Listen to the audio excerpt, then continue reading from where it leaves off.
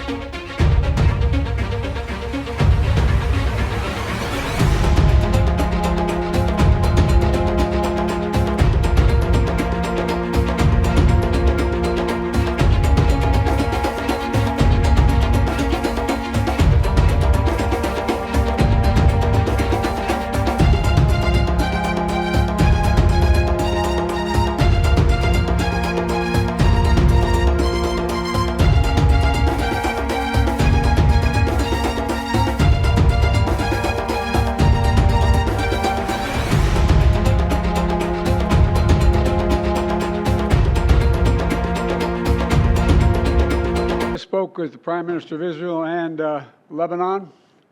I'm pleased to announce that their governments have accepted the United States proposal to end the devastating conflict between Israel and Hezbollah. I want to thank President Macron of France for his partnership in reaching this moment. Effective at 4 a.m. tomorrow local time, the fighting across the Lebanese-Israeli border will end. Will end. This is designed to be a permanent cessation of hostilities. What is left of Hezbollah and other terrorist organizations will not be allowed, I emphasize, will not be allowed to threaten the security of Israel again.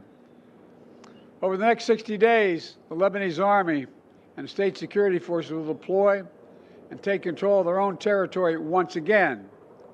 Hezbollah terrorist infrastructure in southern Lebanon will not be allowed to be rebuilt. And over the next 60 days, Israel will gradually withdraw its remaining forces. And civilians on both sides will soon be able to safely return to their communities. Israel did not launch this war.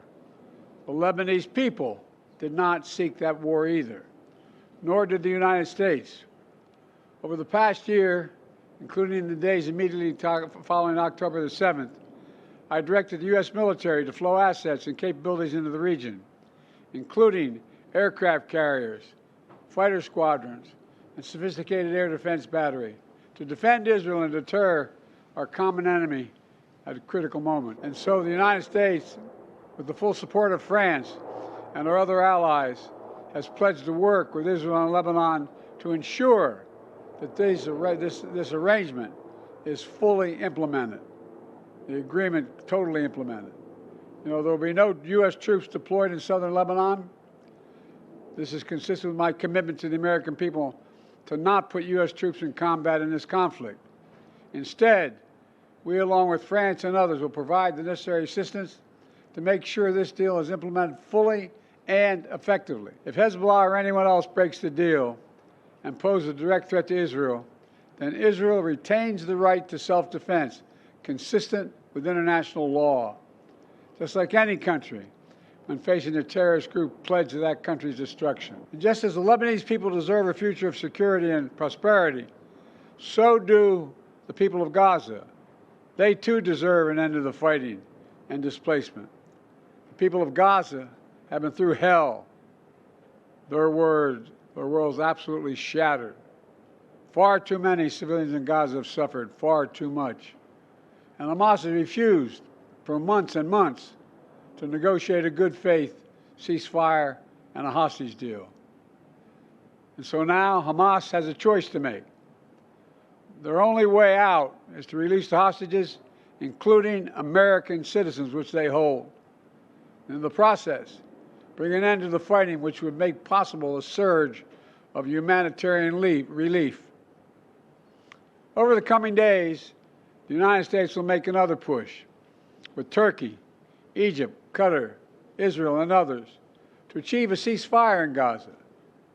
With the hostages released and the end of the war without Hamas in power, that becomes possible. The United States remains prepared to conclude a set of historic deals with Saudi Arabia to include a security pact and economic assurances, together with a credible pathway for establishing a Palestinian state and the full normalization of relations between Saudi Arabia and Israel, a desire they both have.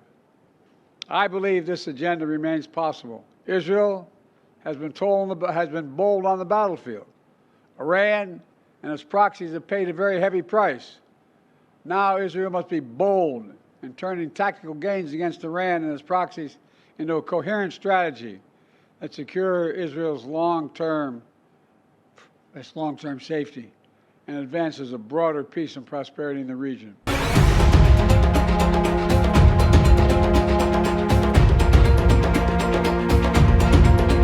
Subscribe કરો Gujarati mid day. Bell icon પર click કરીને મેળવો તમામ વિડીયોના direct notification.